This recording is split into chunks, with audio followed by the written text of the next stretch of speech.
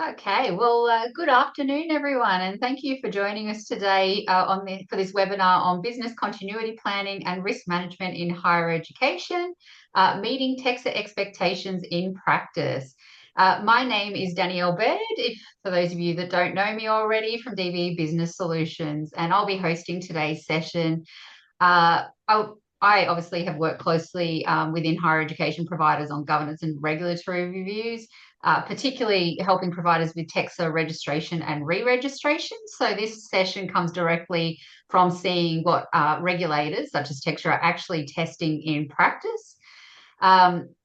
We appreciate you taking the time out of what we know is a busy period across the sector, and we hope the session provides some practical clarity around what regulators are actually expecting and how providers can approach it sensibly. Before we begin, I'd like to acknowledge the traditional owners of the lands on which we are meeting today. I pay my respects to elders past and present and extend that respect to all Aboriginal and Torres Strait Islander people joining us today. So today's session is really about bridging that gap between regulatory expectations and operational reality. And we're going to start by unpacking what TEQSA actually looks for when reviewing risk and business continuity arrangements, particularly the difference between documentation and actual demonstrable practice. So, that evidence that TEQSA is always on about. Then we'll then move into the practical side on how institutions can embed these requirements in day-to-day operations without creating unnecessary complexity or administrative burden. The intention is to present theory, isn't to present theory, it's to provide a clear view of what works, what doesn't, and what tends to give regulators confidence. So hopefully you can go away from this well prepared and know what you need to do in your institution. So before we get into introductions of the other panelists joining me today and get into this webinar, just a bit of a disclaimer. So today's discussion is general guidance based on our sector experience and regulatory practice. It isn't formal regulatory advice. We're not here representing TEQSA in any way, and it doesn't guarantee a particular regulatory outcome. Obviously, as each provider is assessed on its own circumstances and evidence. We're also recording today's session, and we'll send the recording to all registered attendees afterwards. So you will get this recording in a couple of days. And if you have any questions at all during the session, please feel free to post them in the Q&A section, and we will have time at the end to answer any questions that come through. And we have the pre-submitted questions too that you provided at the time of registration we can go through. So let me introduce our two lovely panelists today that are joining me. So first I have Dr. Michelle Mosier from DVE Business Solutions. So Michelle supports higher education providers across governance, quality and accreditation activities, including regulatory reviews and responding to conditions. So welcome, Michelle. Thank you for joining. Thanks, Danny. It's lovely to be here. Thanks, Michelle. I've also got us joining us today, Peter Duffy from Battleground. So Peter has more than 30 years experience in enterprise risk, crisis and business continuity, and previously led the enterprise risk function at the CSIRO, developing organization-wide risk and continuity frameworks and applying them during major operational events. So welcome, Peter. Thank you for joining. Thanks, Danny. Hi, everyone. Looking forward to the discussion. Thanks, Peter. Look, so before we get started, and before we get into the detail, I thought it'd be helpful to just step back and look at why business continuity and risk management have become such a strong focus in higher education regulation at the moment. So for a long time, assessment tended to centre on whether appropriate policies and frameworks existed, not whether they were put into practice themselves.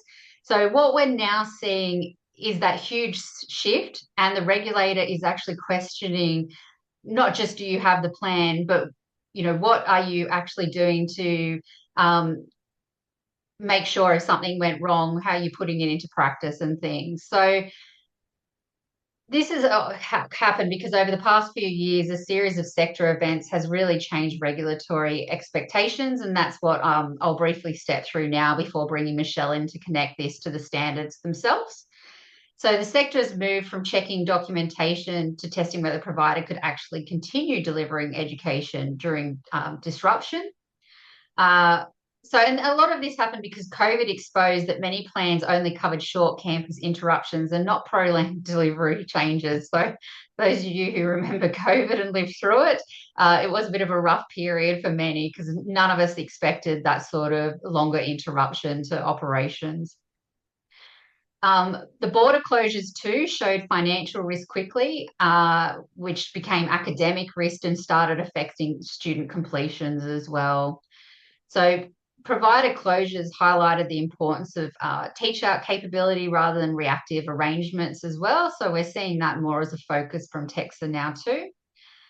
There was also increased reliance on third-party delivery partners, demonstrating providers often could not operate independently. We also seen a surge in cyber instances, reinforced that continuity now includes digital delivery, not just the physical premises as well. So that moving to predominantly online delivery has exposed a lot of this, and with the rise of Gen AI and things as well.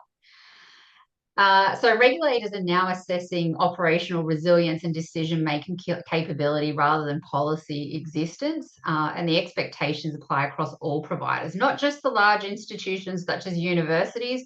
The expectations is for the small private providers, which I can see we've got a few representatives from these providers today.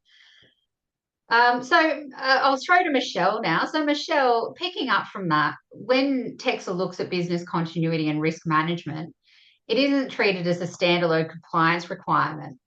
Could you walk us through where this actually sits within the higher education threshold standards and what regulators expect to see in practice, particularly in relation to risk frameworks and registers and business continuity plans? Yeah, sure, Danny. Look, thanks for calling that out. It's a really key message, particularly in relation to today's webinar, that business continuity and risk management aren't assessed as standalone components. They really are assessed as part of a provider's overall institutional capability. And that capability is assessed across governance, academic quality, as well as student support, safety and protection mechanisms. I think importantly in practice, regulators such as TEQSA, we can't forget professional course accreditation bodies either. They look for evidence that providers can continue delivering courses and continue to assure the quality of the learning during a period of disruption. Really, if we're thinking about the HESF or the Higher Education Standards Framework threshold standards, then there are several domains that come into play. In an assessment text, so we'll interrogate issues that relate to domains 6, 3, 2 and 7. So I think to help our registrants today and those who are participating, it might just help to put those domains into basic questions. So if we think about domain 6, which is essentially governance and accountability, it's a good idea to ask yourselves, can the governing body oversee risk? Can it make decisions and also intervene when normal operations fail? If we're thinking about domain 3, which governs teaching and assessment, then ask yourselves, will learning and assessment standards be maintained under alternative delivery conditions? I think with domain 2, which really looks at student progression and support, a key question there is, can students continue progressing through their studies and can they complete their qualifications despite any unexpected disruptions? If we're thinking about operational systems and information, which fall under domain 7, then the key question there is, are the systems in place likely to support communication, record keeping, and also institutional control during a critical incident? If we think about these questions collectively, then ultimately they're really testing whether the institution is operationally resilient. It's not a question of whether the institution simply holds policies, as Danny said at the outset, that, we've moved beyond that. The key question here is whether the institution is actually equipped to continue educating students if circumstances change suddenly. Of course, we're dealing with regulators. Regulators have evidence-based assessment processes. So if we're thinking of key evidence to document for TEQSA, then we really want to know how decisions are going to be made when normal delivery conditions fail. Danny, to your next point, the question of what do regulators expect in risk frameworks and risk registers. I suppose we're looking there at whether risks are framed in terms of educational impact. So I've noticed that a few of the questions that came through, from participants were really around that question of academic risk. Here we're interested in whether the impact could result in failures relating to course delivery, assessment integrity, or also student support services. Again, governing bodies should not be pulled out of this equation. They must be able to oversee risks in a way that enables stewardship and also intervention. So from the governing bodies and also their subcommittees, awareness of risks and the controls just simply isn't enough. We need to be seeing registers that demonstrate prioritisation and escalation of risk-based thresholds. The reason for that is because regulators assess whether the institutions can actually identify emerging risks early enough to act. Do I need to be talking about business continuity plans and what regulators expect there, Danny? Yes, please. Yes. Yep. Okay. It's just an involved question.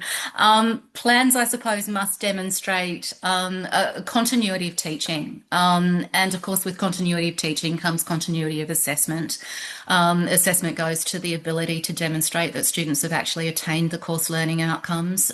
So really, when we are thinking of business continuity plans, we're extending well and truly beyond the question of ongoing campus operations within, a disrupted period. It does mean then, when we're thinking about these risks relating to academic delivery, that alternative delivery modes really have to be defined and documented. It's not appropriate to be improvising these during a crisis.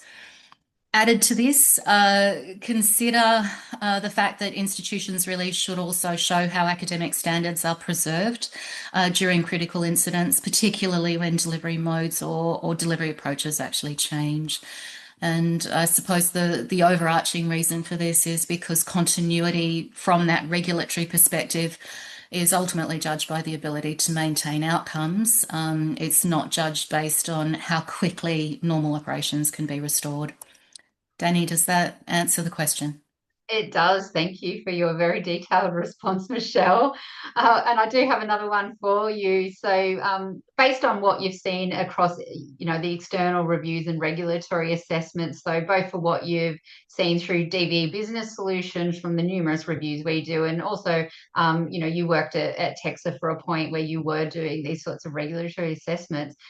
What did you see as the common weaknesses providers show in their risk and business continuity arrangements? And why do you think these issues tend to reduce reviewer confidence? Okay. So people, please actively manage your teaching and learning risks. Also make sure that your responses are timely, consistent, reviewed, and that those reviews also result in evaluations. And the reason for that is that, we want to make sure that any lessons learned are actually captured for continuous improvement purposes. I think when regulatory concerns arise, it's often because it's unclear how a provider will manage key issues. So regulatory concerns arise for a range of reasons, and I think examples might best illustrate why the regulatory concerns arise. So I think a key issue is around academic leadership not being embedded in continuity planning. Another is when decision authority is unclear, particularly during the incidents. Continuity arrangements are concerning when they focus on restoring operations rather than preserving the teaching, assessment and student progression requirements. Those benchmarks are integrated into operations and really need to continue being met irrespective of the circumstances. Post-incident reviews, if they're not undertaken or if they're not documented, then it becomes very difficult for institutions to demonstrate organisational learning. Actions arising from incidents that aren't monitored to completion can also weaken the evidence of continuous improvement. So watch out for that one, because these really are key issues when it comes to re-registration. Plans that haven't been updated after organisational staffing or delivery changes can also mean that documentation isn't current, and that lack of currency in turn reduces confidence within the regulatory space as to whether or not plans will actually work in practice when there is that poor alignment between the actual state of the operations and the planning that is supposed to be supporting them. Staff being unaware, I guess, of their responsibilities or any activation triggers also creates concern because it indicates essentially that there's reliance on a small number of individuals, and that personalisation of responsibility then in turn presents a further organisational risk. And I suppose lastly, communication protocols across academic and professional areas that are inconsistent. Ultimately, that increases the risk of delayed or conflicting responses. In terms of what reduces assessor confidence, or even the TEQSA Commission's levels of confidence in a provider's plans and execution of those plans. Primarily, I think if any of the issues that I mentioned above are identified, then the concern exists that the arrangements are really not focusing on core issues, that they exist as a form of documentation rather than as an example of operational capacity and capability. I think when this does happen, it becomes difficult for regulators like TEQSA to confirm how providers could reliably maintain delivery and also how they're likely to support students during a disruption. And we do need to remember that TEQSA is there to protect and safeguard students, so that becomes a core concern. Over to you, Jenny. Thanks, Michelle. Look, from my perspective too, I've seen the same issues that Michelle has through working at DBE through the numerous reviews that we have done. And in fact, the initial registration providers that we now work with as well, those continuity arrangements have become a key focal point for TEQSA as well. You're expected to have those arrangements in place to ensure that if that provider, for whatever reason, has to discontinue their operations, those students are protected and they've got someone willing to take them on, and they won't be disadvantaged at all. So those arrangements have to be in place before TEQSA will even register providers now. So it is really important, and it has definitely since COVID, TEQSA is really focusing on making sure those arrangements are in place. They're up to date, making sure you actually match your courses against this other provider's courses and they're comparable and things. So yeah, definitely worth looking at your teach out arrangements, making sure they're up to date. So Michelle, now that you've gone through, some of the weaknesses that you've seen through reviews, I guess, what does fit for purpose look like then for different provider sizes and risk profiles, and what would you expect to see in these reviews? Yeah, look, there's no cookie cutter approach in this sense. And by that, I mean the level of complexity really does need to match organisational scale. So what a university does is going to look quite different from what a new entrant to the sector is going to do in this space. But I think the clarity of the response, irrespective of the provider type, really must remain high, regardless of a provider's size or risk profile. I think when it comes to smaller providers, they should probably have shorter role-based plans that focus on immediate actions rather than layered frameworks. Whereas, in contrast and comparison, the larger institutions like universities really do require coordination structures, but they still need to keep simple operational instructions at that local level so that staff can implement the required steps without any cause for query or concern. I think also providers, on the whole, need to watch out for high risk delivery models. And by that, I mean, really anything that keeps students at arm's length from the decision makers and from campus. So if there's multiple campuses, rather than just a single campus, if there's online delivery, if there's offshore delivery, third-party teaching arrangements, watch out for students on placement, undertaking work integrated learning. All of these models are regarded as high risk, and any high risk models really do require scenario specific responses, not generic plans. Um, what else? I think decision authority and alternates should be clearly defined so that the response doesn't depend on a single individual. Academic continuity, in other words, the continuity of teaching, assessment, and supervision should always be prioritised ahead of administrative recovery. And here we are back in that academic risk space. I think plans should also reflect how the provider actually operates day to day rather than through idealized governance models. We really, and Peter will be talking about this, this is a very, very hands-on practical space. And accordingly, regular exercises that are appropriate to the risk level, should probably be undertaken to demonstrate capability. It depends again on the provider's scale as to what that looks like. So for some, it will be a desktop review, particularly smaller providers. But it is recommended to undertake structured simulations for the more complex providers.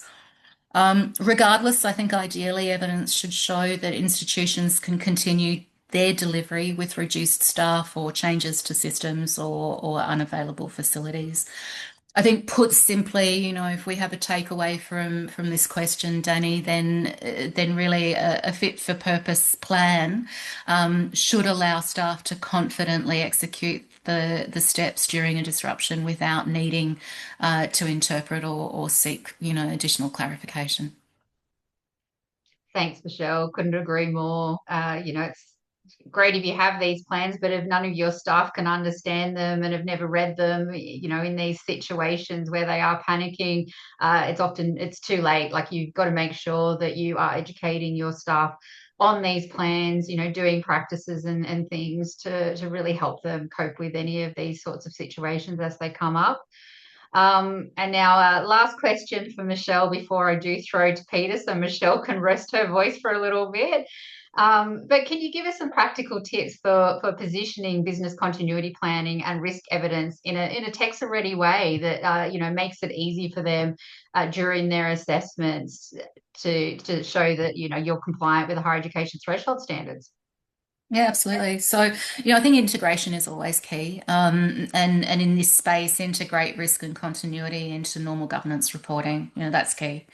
Really, these issues and the way that they're planned to be handled shouldn't be sitting in a separate compliance folder, gathering dust.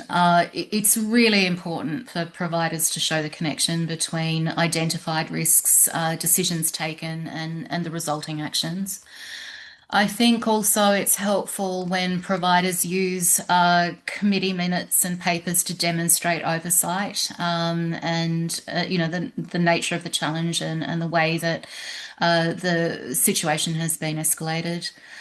You can always provide examples of real incidents and how the institution responded. It's much like I think complaints. If a provider asserts that they're always compliant and that there have been no complaints, that draws more of a red flag than the providers who actually include in their submissions, war stories and real life examples of where things went wrong. And the reason for that is because you then are able as applicants or as providers to showcase how well you dealt with the situation, what you learned from the situation, and how that situation then informed continuous improvement. So never ever be shy about, speaking to disruptions or near misses, because they are actually a wonderful opportunity to springboard into a way to show your ability and your capability to rectify, concerns. I think evidence updates to registers are always very, very helpful, and any associated updates relating to the plans when disruptions or near misses occur. Other good things are to link continuity arrangements to mechanisms that safeguard teaching, assessment, and student progression. That's again another way to be working very consistently and robustly towards appropriate academic risk management.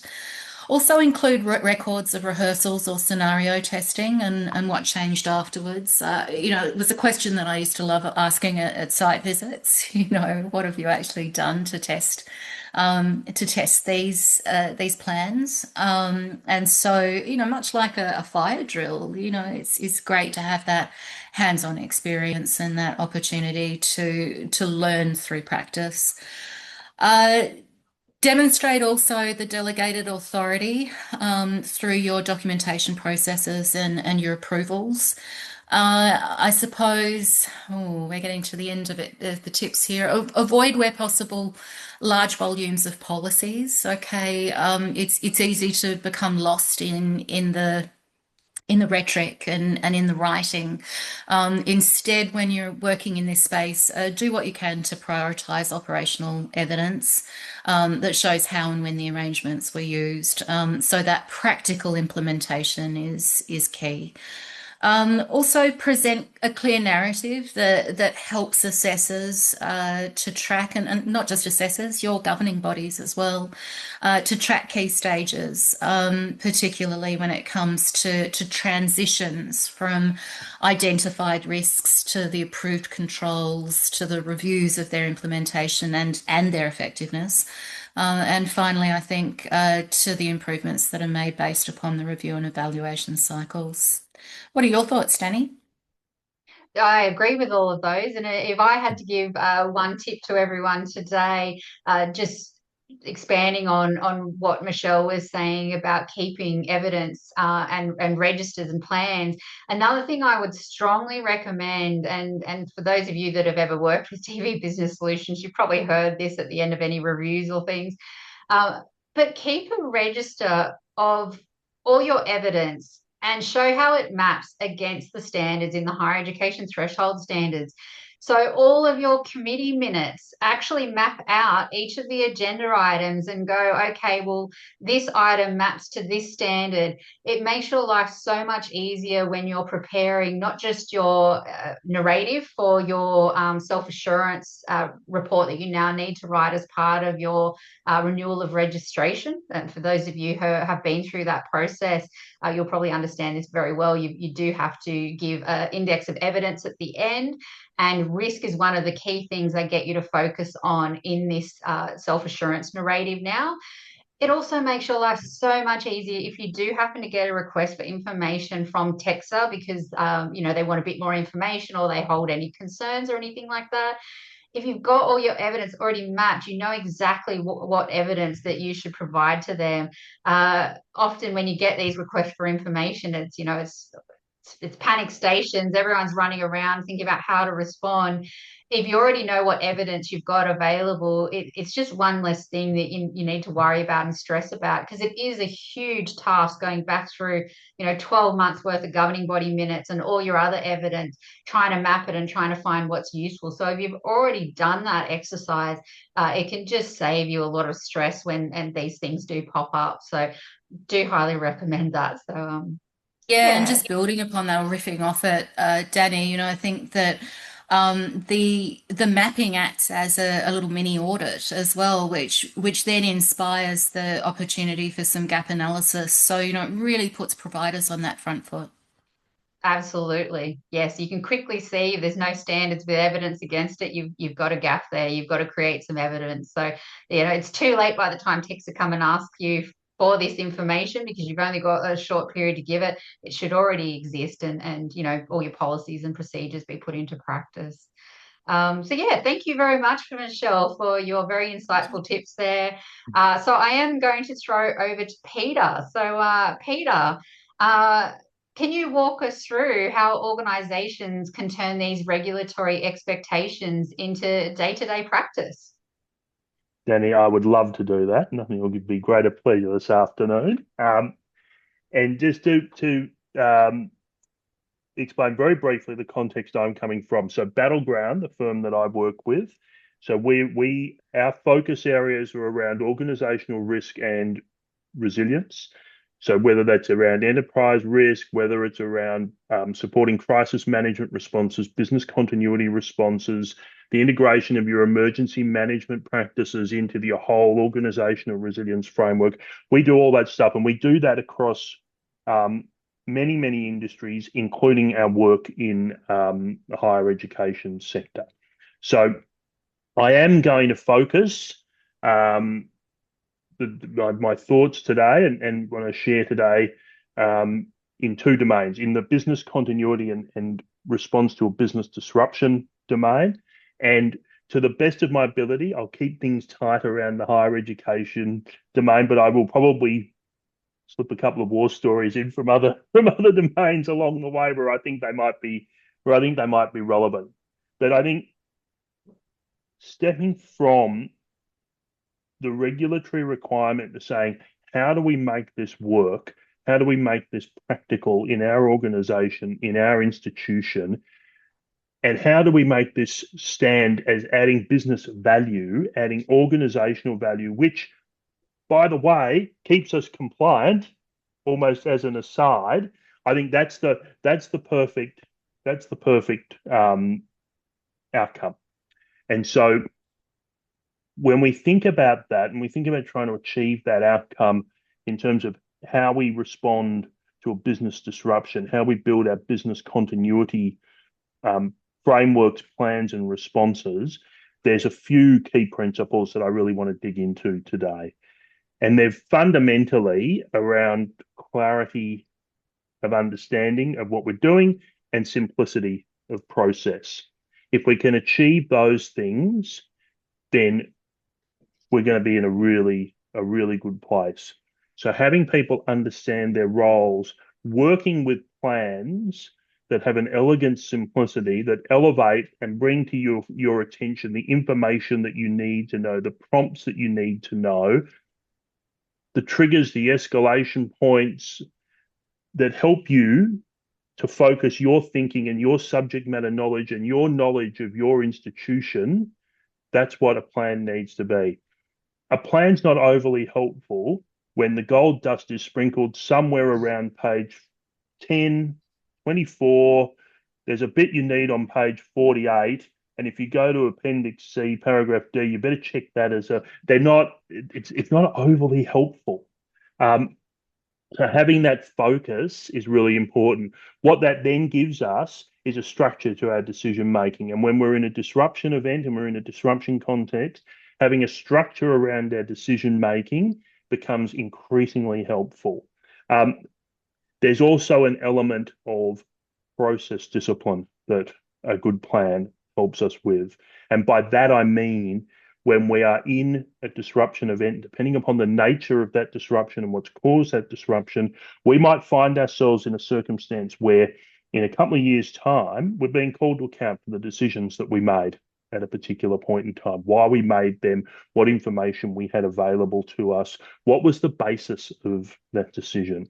And a good plan helps us to support us to capture the information and the context in which we made those decisions, because it gives us clarity in the moment that we're all singing off the same song sheet, but it's also extraordinarily useful when those questions are asked a couple of years down the track and you say, well, yes, let's put hindsight to one side, because what this tells me is we made this decision at this point in time because this was the circumstances that we knew, and that's what was documented, and therefore that's why we acted in the way we did.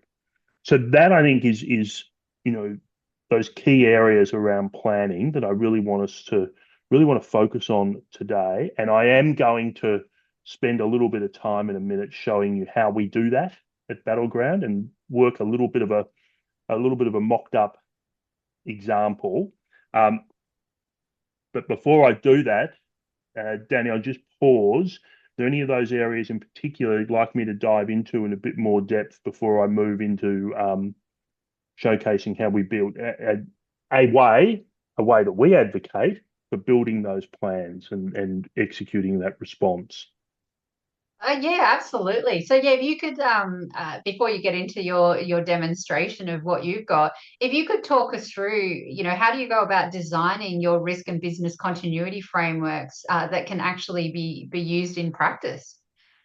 So I think there's a couple of things. So, and again, if I focus particularly working backwards almost from the business continuity piece, Michelle talked earlier about organizational relevance. And so understanding, building a framework and supporting processes, supporting tools and the like, business context is critical. And in a business continuity plan and in a response plan, the fundamental currency of that is understanding what are our processes, our functions, our services, however we want to describe them. What are the things that we do? And of those things that we do, what are the most time critical and most impactful in the event of a disruption? Michelle's focused a lot, quite rightly, in this context around, delivery of teaching outcomes, delivery of curriculum, all that stuff to support the students. Putting that in context and making sure we say, well, if our organization is disrupted, that's where we've got to focus first. That's the cornerstone to building an effective plan and a practical plan that's going to support a meaningful response to an incident. In doing that, there's some other things that are really important that I'll talk about a bit more when we demonstrate. Having activation triggers around a business continuity response or a disruption response that makes sense, that are tied to what's important to the organization, that are simple to understand and that represent guidance, not a prescriptive trigger, is really important. Sometimes we'll see in different organizations triggers for plans that have some kind of mathematical calculation. It's consequence level X by this level Y, and if you get to 19, you've got to enact your plan. And you'll work in a team, you'll work in an exercise, and someone will say, "Well, I think it's only an 18, so we shouldn't activate the plan." But people around the room just know, no, this is a serious disruption. We need to stand up the team. We need to activate the plan. We need to start to put all our workarounds, all our alternative approaches in place. But we're going to have an argument about the number, for example. Triggers need to be relevant to the organization, but they need to be crafted in a way that, let's remember, we've got people who are experienced and knowledgeable in their role. So we're looking to just guide that decision making, draw that good judgment out of those folk. We're not looking to prescribe an outcome. So I think that's a really important element of a practical plan. The other piece, keep talking about plans, and again, Michelle mentioned this several times earlier. Plans are just documents until they're exercised, until they're executed. And that's a really vital thing in organizations to remember. And so scheduling regular exercises, but more to the point, and we might talk about this a little later, every incident is a wonderful opportunity for learning and a wonderful opportunity to sharpen our focus and to sharpen our plans. The post-incident review is the thing we all recognize the importance of it until the thing has stopped and it's time to move back to something else. And, our attention is drawn to the next shiny object as we're humans, and that's what we do. But if we don't care, what's the old saying? Never let a good crisis go to waste. If we don't cash in on that, we've really lost an opportunity. So whether it's an exercise or whether it is just taking that time to say, what did we learn from what's happened this week, have we actually updated our plans to capture that? I think is really important. So I think, Danny, they're probably some of the key elements that I think about in terms of practicality of plans. Oh, great. Thanks, Peter. No, that's very useful. And I do love that saying, don't let it go to waste. But I guess so based on what you're saying, how do you bring risk, incidents, and business continuity together then in a practical way? And I think this will tie into your demo, which we will do next for everyone. So I think that notion of tying all these things together is a really interesting one. You need to understand organizational risk, and you need to be really clear on, we have risk in many contexts in any organization. We have our strategic risks, so we're thinking about what are the risks in our external markets because we're trying to grow our institution and we want to make strategic plays here and there. And that's one dimension of risk, and it's really important. We have risk at a very operational level where we're trying to protect the organization, protect what we do, and that'll be around things like health and safety, and it'll be around regulatory compliance and so on. Somewhere in there are the risks that we know can cause disruption to the organization in one form or another. And so our thinking and our planning needs to be informed by those risks.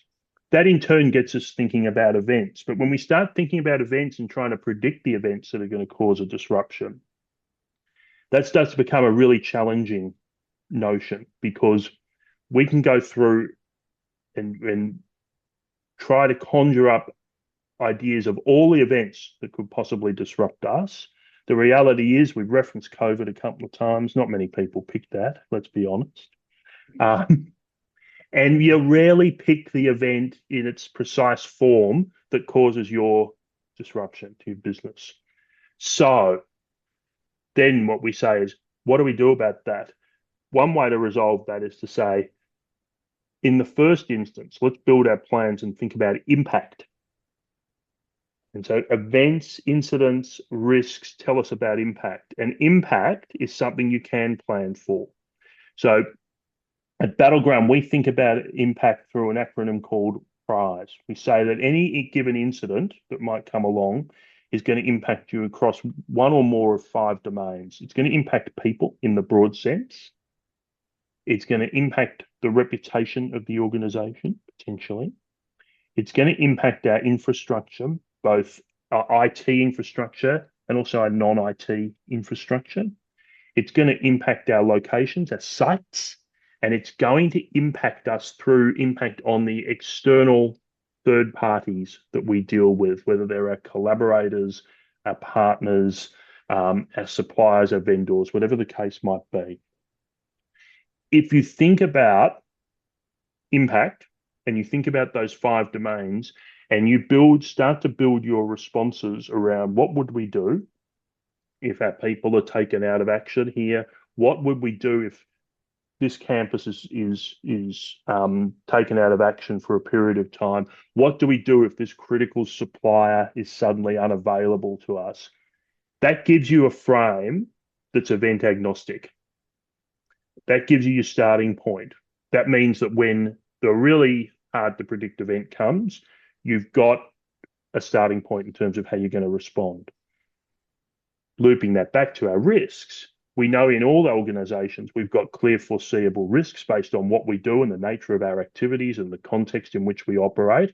And so you build out more precise plans and responses and playbooks and checklists and all those things based on those risks. But it's really bringing the two pictures together, accepting the notion we'll never pick all the events, so we shouldn't really try, but we do understand our risks.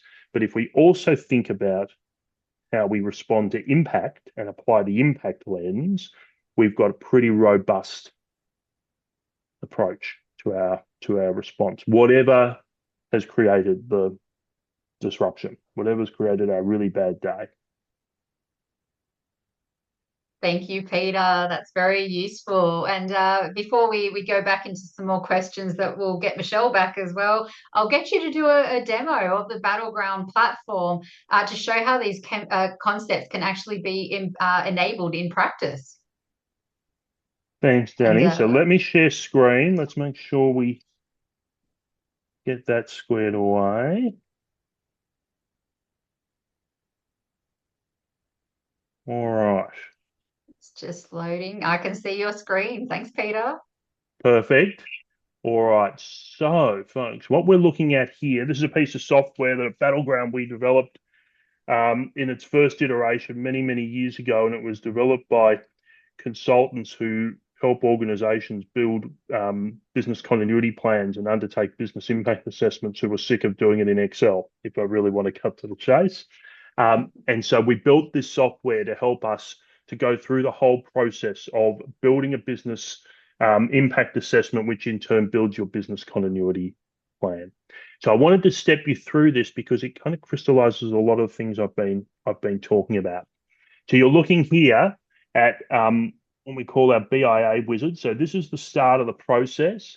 And you see across the top here, we're going to follow a bouncing ball. And what I've done, loosely based on some of our clients, but not trying to, identify anyone in particular. I've said, let's say in this particular institution, let's think we're here to build a BIA around a part of the organization we call faculties. And so if we say, well, what do we mean by that? When we talk about faculties, what is it we're talking about? And that brings us to key processes. So this is about us understanding what are the most important things, or what are the things that we do under the banner of, in this institution, faculties. And I've said, and I've just pulled a few examples out. I don't purport for this to be in any way complete. All right, here's some important things we do. We do our curriculum documentation, our sources and our assessments. We have on-campus teaching, we have online teaching, and we have academic supports for our placements. Here's 4 really important things that we do. And so you work through a process with the people who undertake those processes to identify and define what those things are. So that says, all right, now we know what we do in a business as usual sense. How critical is that? And this is where we come to the notion of time criticality. And time criticality in this work is really important because it is a concept it's not about importance per se. Everything we do in the organization is important, but that doesn't mean that everything we do has the same time criticality. So in this example, and I've just made a few things up, right? What's the most time critical of the 4 things we do here in our department called faculties? Well, we've determined that online teaching is the most time critical thing that we do. If our online teaching is disrupted, the impact on that, the material impact on our institution, on our students, on our academic cohort is immediate. So that says if we've got a business disruption and we've got to choose between where we focus our attention, what this is saying when we then look at these other processes is we've got to think about online teaching first. Is online teaching disrupted? Yes or no? If yes, that's where we've got to respond because that's the most immediate impact. Curriculum documentation, sources and assessments, you can see, we've got a little bit more time to respond to that. If that's out of action for a day or 2, that's okay. We'll be fine with that. Moving down to the placement academic supports, where as a team, we've determined, you know what, the nature of that activity, still a really important activity, but it stops for a week. That won't really hurt us. We'll have to do some work on backlogs and pick things up later, but it won't really hurt us. This piece is really important. Understanding and really focusing on and categorizing your most critical processes, that's what gives you the best focus in a disruption event. Otherwise, things are competing against each other for attention that in truth don't have the same priority.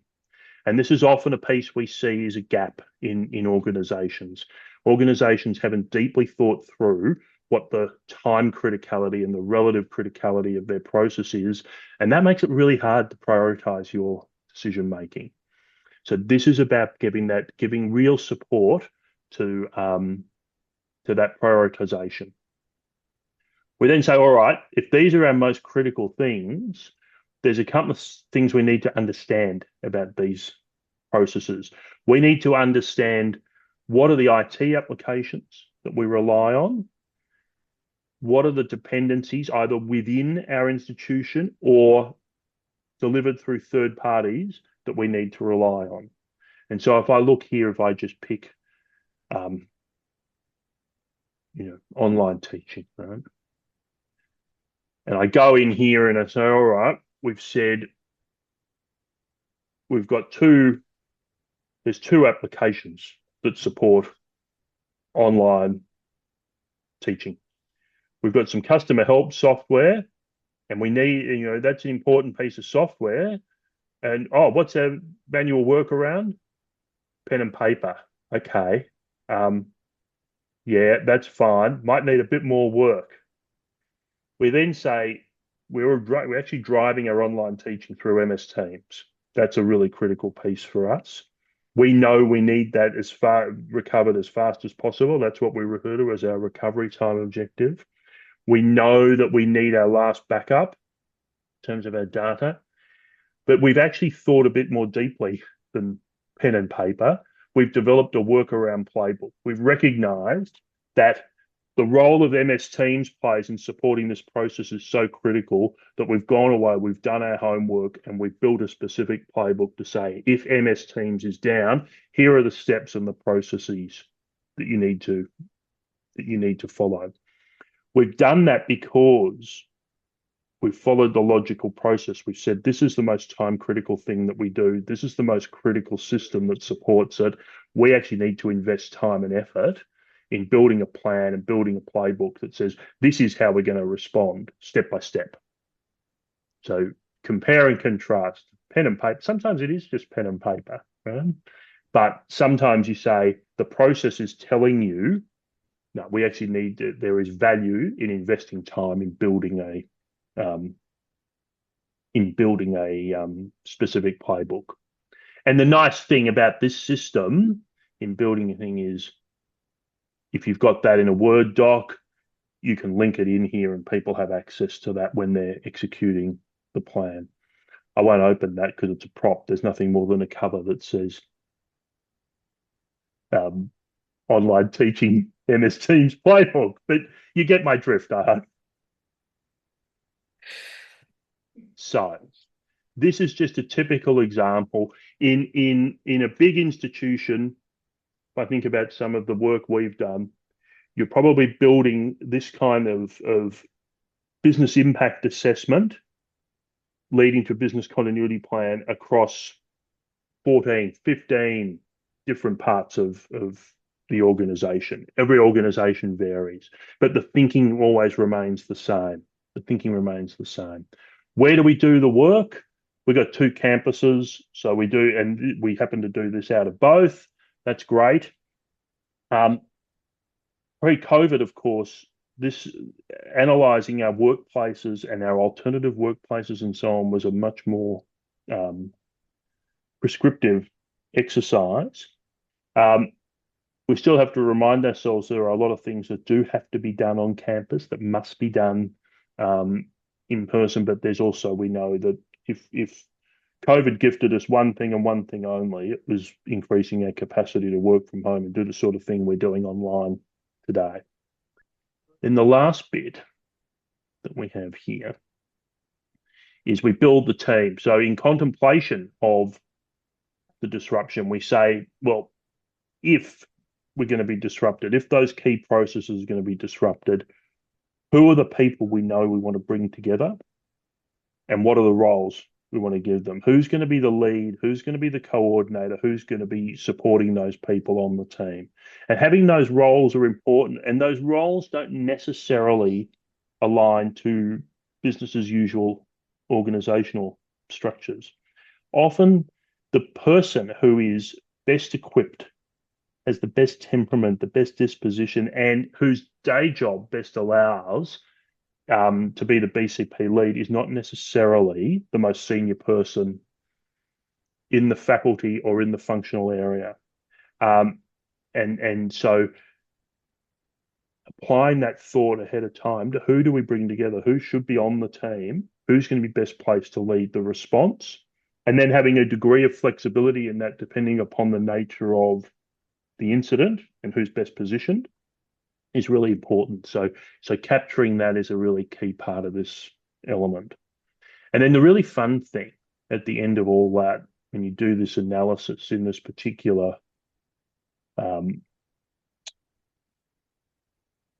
piece of software, so we would typically, to build a picture like this, we might run a 90-minute workshop with a team, and we will, complete the detail in real time. All that stuff I just showed you, we'll draw that out of the group in real time, and then we'll say, all right, let's put this into a business continuity plan. And I've got a few options here. I like number 2, so I'm going to pick number 2, and I'm going to press a button to generate that.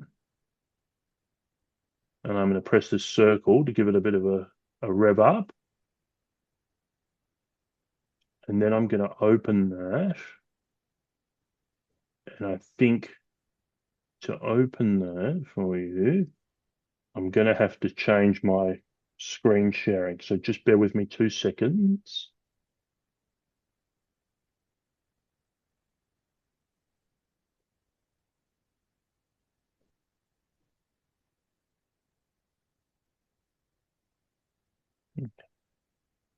I can see that now. Thanks, Peter. You can see our business continuity plan. I can, yes. And so what I've done is a bit of work before I've even got to the BIA piece, where we've worked out as a team, well, what do we need in our plan? And I spoke earlier about plans and simplicity of plans and how important that is.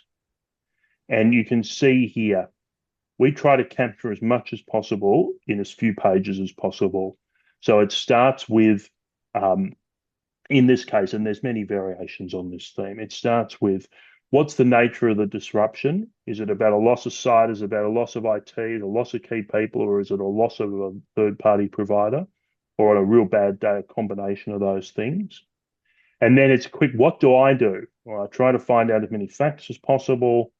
I try to find out what's happened, where it's happened, and I notify who I need to notify. And the plan will tell me, notify this person. We'll then go through a process of understanding that disruption, and with nominated people having that conversation, do we activate our plan or have we not activated our plan? So this is where we're thinking about our triggers, and have our triggers been reached such that we should bring the team together. Some guidance, pointed guidance, not instruction. What should we think about doing in the first instance? We might have some dial-in details that we've populated here, pre-populated, so we know where to go or what Teams channel or Zoom to set up, that sort of thing. We then say, again, in the spirit of guidance, here's some high-level strategies you might want to think about right off the bat, depending upon the nature of the disruption to the organization. These will be very much aligned to our understanding of risk and to our understanding of impact, and bringing those two notions together. So here's some stuff to get us started. And then coming to what we were capturing and what you saw captured in those screens I was sharing earlier. That information has now been populated into this document. And so this document is now telling us, right, people, who's the team we need to bring together? There's their details. Let's get the team going. Here's some little reminders of what the different roles do. And then now, the really critical bit, the bespoke bit for each team, what are our critical business functions? What are we focusing on first? Because we decided earlier on in our business impact assessment that if online teaching is disrupted, that's what we're going to focus on first. If curriculum documentation and so on is disrupted, we're going to focus on that next. If on-campus teaching is disrupted, and so on and so forth. So it takes you immediately to prioritization that has already been determined, planning in peacetime, as they say. This is what we need to focus on first. It then takes us to the IT that we need to consider. What IT for the purpose of executing which process? What are our workarounds? So it's all captured. If we've got internal or external dependencies, they're captured there. If we need information to direct us to different sites or campuses or locations, that's captured there. Now, depending on the volume of process, you can see we've only gone 5 pages into this document and we've got the essence of what we need to focus on. From there, we can build a guide with as many wonderful additional supporting tools, templates, guidance, and so on that we find useful. But the essence of what we need to focus on, in this case, is within 5 pages. And usually it will be a rare beast with a lot of processes and a lot of IT that would see that get to double figures. And pages in and of itself is not, it's not the be all and end all, but we're trying to maintain simplicity and a focus on what's important. So that is, I suppose, a practical view of one way of translating all these requirements, thinking about what we need to focus on, thinking about what's important, and trying to capture that in a meaningful plan that actually helps people in the moment in their decision making. Let me pause there for a sec, Danny, while I stop sharing screens and move things around and all that good stuff. Thank you very much, Peter, for that wonderful demonstration. Myself and don't want to speak for Michelle, but I think she was just as excited when Peter did this demonstration for both of us. I only wish I had something similar, when I was working in institutions and having to develop their business continuity plans. I was one of those people that had to develop them in Excel and Word documents. And of course, whenever there's a crisis, you can never find the document. Version control's an issue. So it would have been easy to have it all in that one place. But, as Peter mentions, it's just one way you can manage these things. But as Peter was showing as well, it's so important that it's easy to find the information that person needs at that point in time without having to read, a 50-page plus document. So, what are the key things they need to see up front to get things moving? No, that was very, very useful, Peter. So thank you. Just a reminder too, we've got, about 25 minutes left. There is the Q&A function. If you have any questions, please post them in there. We will be getting to those very, very shortly. Got a few more questions for Peter and Michelle to answer before we jump into those. So now, the rest of the questions I'll throw to both Peter and Michelle. So the first one, and I think Michelle wanted to start off with answering this one before Peter jumps in. But, we talked earlier about, where you see weaknesses in risk and business continuity planning and some of the tips for providers about what to do there. But I guess, how do you think governance, risk, and continuity should work together, Michelle? Governance, risk, and continuity. Look, I think it's all about the communication channels. It's all about the reporting channels. And, it's about that oversight. I think really it's important to have a level of integration. And how do I see it working? I think that really currency is also important. What I used to see at TEQSA was, and this was at re-regis,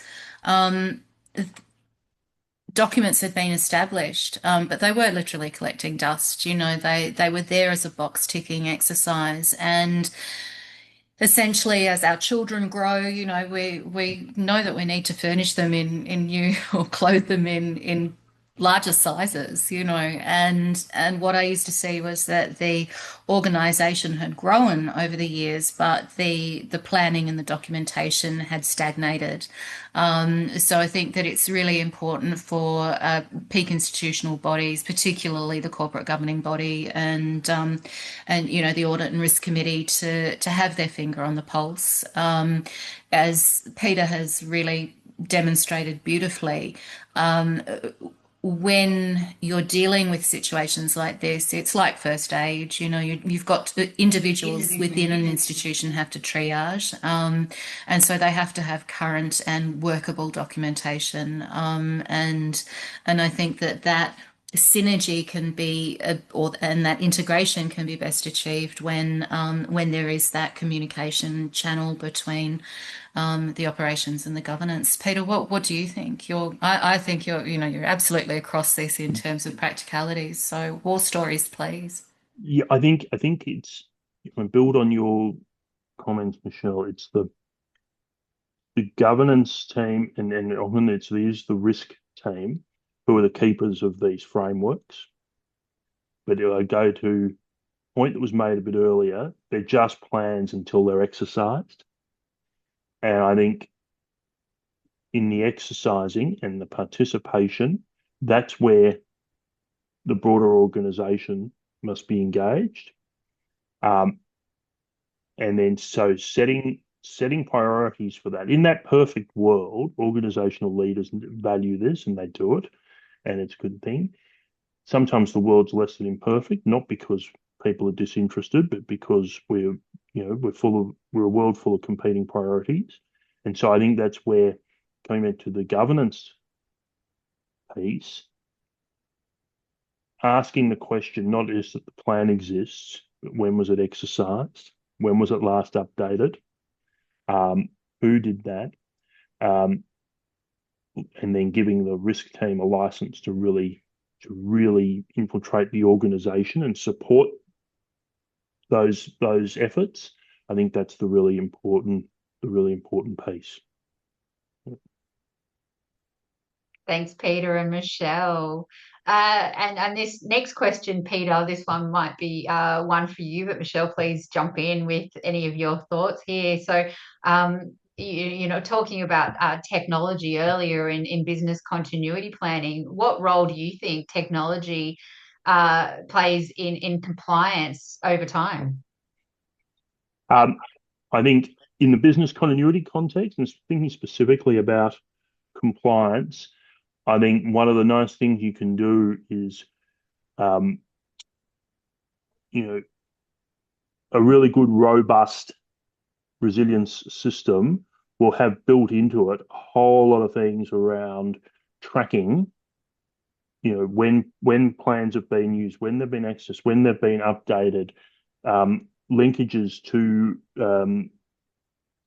other organizational processes, risk processes, and the like, and having those milestones. So this is purely from a compliance perspective.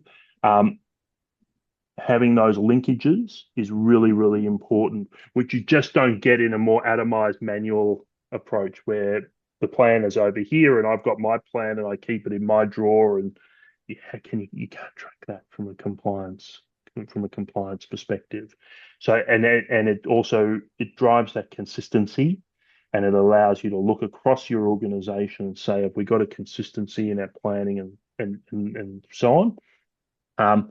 And that's before you even get to the more practical benefits of being able to drive, how you coordinate your responses, how you capture all the artifacts that come when you've activated a business continuity plan, and you've got to capture your minutes and your decision logs and your registers and all those things, and being able to have those centrally, have things recorded, have actions, the assignment of actions, the resolution of actions recorded in a single repository, which, apart from being incredibly useful from the execution piece, also means you've already built those records from a compliance perspective to be able to go back and find down the track without, we need everyone to go through and find that log that they wrote 2 years ago when we had that meeting about that thing.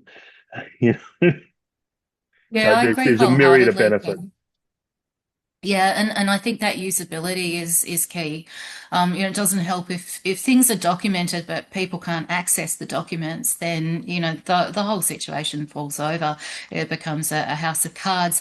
I remember seeing some really good stuff coming out of the sector around apps, and I have a vague recollection that your software is also available and usable on iPhones. Is that right?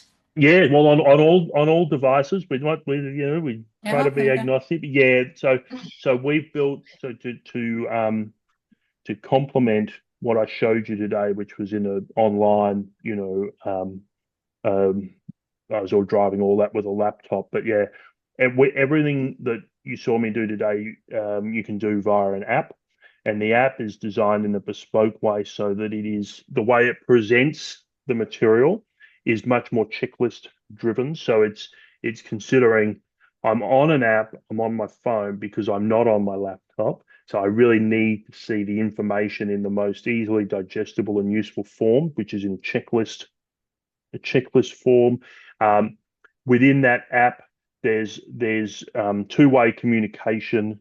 So if corporate systems are out of action, app users can still run messages between each other using part of the functionality of that app. And to the point we were making earlier from a compliance perspective, everything you do on the app is logged automatically. Um, so those records are being created um, contemporaneously, to use that wonderful word that Mm. lawyers like. And we all know the power of contemporaneous records, down the track. So yeah, having that functionality and having that functionality in distributed environments like Mm. big university campuses and the like is very, very powerful.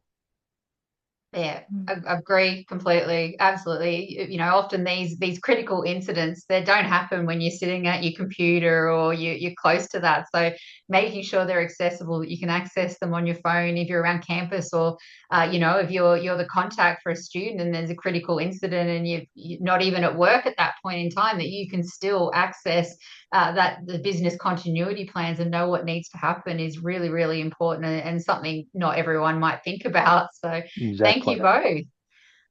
Now, last question, I'll go to some audience questions. And the ones we can't answer today, we will send through like an FAQ after this when we send the recording, answering any of your questions. So don't worry too much if we don't get to it today. You will get a response on those questions at some point. We touched earlier on some tips and what to do, but I guess from both of your perspectives, is there any lessons learnt relevant to higher education providers that you've seen in your years of experience that you would like to highlight that we haven't already discussed today? Maybe Michelle wants to start off. Oh, do I?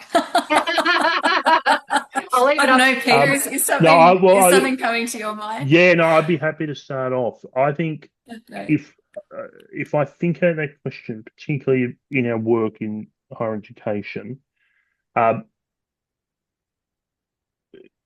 what we've often seen is really strong focus on emergency response and incident response, as you would expect in the context of, running open campuses with lots of people, so on. And that's entirely as you would expect. I think what that means is sometimes that the business continuity piece that I demonstrated today is sometimes somewhat secondary to that. And certainly the focus on business process can be somewhat secondary to that.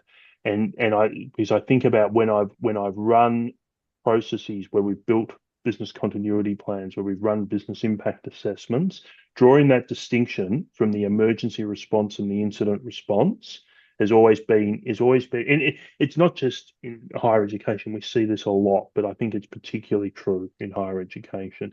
Being able to delineate between the team that focuses on the immediate emergency response, the team that's focusing on the broader incident response and looking outwards to all the risks and issues that are going on, but having the material, such as what we shared today, that supports people who need to focus tactically on the disruption to what they do and how they work around that.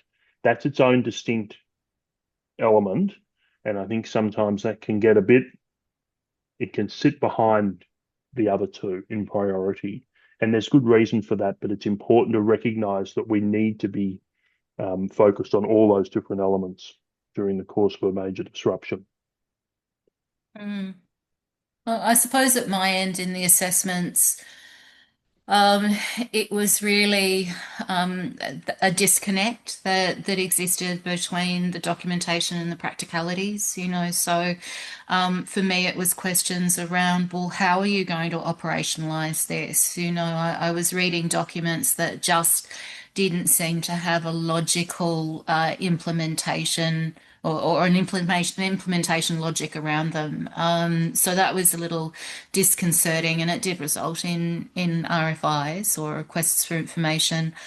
I think also the other issue was when key bodies, peak bodies, were excluded from discussions, you know, so points that really needed to have been raised and minuted through the audit and risk committee, you know, that actually never made it to that committee for discussion and deliberation and critical scrutiny. You know, so in that sense, it was a failure in terms of governance oversight, but in other instances, it was the likelihood of flawed implementation where just the practicalities weren't considered, or where they were considered, but they weren't tested for their viability. Thanks, Michelle and Peter. And yeah, just a reminder with any of these, you know, critical incidents or disruptions to business continuity, don't forget to inform the regulator if there is any risk that you know, are non-compliant with the higher education threshold standards. You do, under the material change notification policy with TEQSA, have to send through a material change notification. So that is one thing we often see with any of these. The provider has amazing plans. They do everything, you know, they close the loop with their governing body, but they forget to inform the regulator. So please don't miss that step. Make sure that is clear in your policies and procedures, that that is something you need to do if there's any risk that you at any point you fail to meet the standards. And TEQSA also recently released new documentation around material change notifications. So, yeah, the documentation in terms of advice or guidance from TEQSA does exist on the website. Thanks, Michelle. So I'm going to throw to Q&A. So I might start with the one that's been posted in the chat, and I can start off by answering this and probably throw to Michelle. So we were talking earlier about the 10-page self-assurance report that is required now for re-registration. So we have a question around how would we suggest an institution best reflect their continuity practices in that self-assurance report. And we've kind of touched on this throughout this webinar, that it's not just about having the evidence, it's about how do you demonstrate through that evidence that you actually maintain operations under pressure, you know, and how are you governing your business continuity practices and risk practices, how are you testing them, and then how are you closing the loop on that and making sure there's improvements after you've had to enact any of these. So it's really important that narrative is telling that story. Don't just list in there all the evidence. You actually need to show, you know, that flow. You've got these policies. When there's an incident, you know, you do these things. Here's an example, you know, pointing to those things. So you start with the framework, then talk about the implementation. And that's where providers often fall down. They talk about all these wonderful frameworks they've got, but not that implementation. So, you know, how do you identify the critical functions? How do you define the recovery times? All of those sorts of things need to be considered and can be talked about in this narrative in a succinct way, because you only have 10 pages usually to do it. And then, you know, how do you get evidence of effectiveness of what you've also put into practice as well? So making sure that after there's been these incidents, you're doing a review of the outcomes and you're talking about the improvements. Michelle talked about, and I think Peter did too, making sure you're testing your plans as well. So talking about how you're actually testing these things to make sure they're effective in practice. I think they're the main things I probably want to touch on here, but I'll throw to Michelle. Michelle has reviewed a lot of these self-assurance narratives and worked with providers and done training on how to actually write these self-assurance reports. So, Michelle, is there anything further you would add there to what I've just said? Look, I think in the business continuity planning space, no. I think you've covered off on all of the key issues from, threshold standards perspective. But in terms of the narrations or the narratives themselves, I always remember that TEQSA, so this is general, folks, this is for any kind of narrative. Remember that TEQSA is a risk-based regulator, and their guidance notes are really designed around identifying, in fact, they specify and in many instances list the associated risks. So whenever I'm writing a narrative, I always look first and foremost to the risks that TEQSA has identified. And then I look to the evidence. I look at exactly what a provider's actually doing to control or to mitigate those risks. And from there, the actual story emerges very, very successfully, in that the narrative exists so that TEQSA assessors are in a better position to navigate the evidence that's available to them or that's listed. They can then extrapolate which documents they want and need to read. But I think that when it comes to crafting that narrative, make an informed decision about what you're going to include in the very, very limited space that you have. And so prioritize, first of all, the risk management techniques and mechanisms that exist. But then secondly, ensure that your artifacts are up to date, are relevant, and that they also help to tell the story. So, tracking documents, registers, those sorts of things that show regular entries and updates are also very helpful in showing that that a provider is really keeping their finger on the pulse. Peter, what are your thoughts from a specialist perspective? Um, so I think, look, I won't touch on those, the regulators specifically, but I think if I go back to a point I made earlier, good practice should always stand, you know, and if we've got really good structured practice, if we know that we've got solid plans, we know they're tested, we know in that practical sense that they work, that should stand. And sure, we need to make sure that we're compliant with those requirements, but I just go back to those fundamentals. Those things really should stand on their own 2 feet. And really, the compliance, it's just about spelling out what we all need to be doing anyway, Exactly. Yeah. Yeah. Yeah. So embedding things in day-to-day practice, I think, is the key. Yeah, 100%. Wonderful. Thanks, Michelle and Peter. Probably got time for one more question before we need to wrap up today. So I might ask this question, which I think this is a common issue we all have around getting budget, I guess, for these activities, especially at the moment when budgets are being tightened. So I might start with Michelle, but what messages gain traction with senior leaders when it comes to securing increased resourcing and budget for compliance activities and these sorts of systems to manage business continuity planning and risk management? Yeah, it's the same argument as Mm. people are going to injure themselves at work, and we need to have a fully stocked first aid cabinet. That analogy transcends across into this sort of space as well, and gaining traction from senior leaders. That I think there's a whole webinar in that, Danny. Yeah. I think there really is. It's a tension that a lot of people within the sector are experiencing and certainly have experienced through COVID and post-COVID restructures. So I can hear and feel the pain that's embedded within that question. But to answer it, I think this is where the compliance does hold out. I suppose it's the cost benefit analysis, isn't it? It's much cheaper to remain compliant than it is to have to deal with the regulatory onus of any actions that TEQSA may take.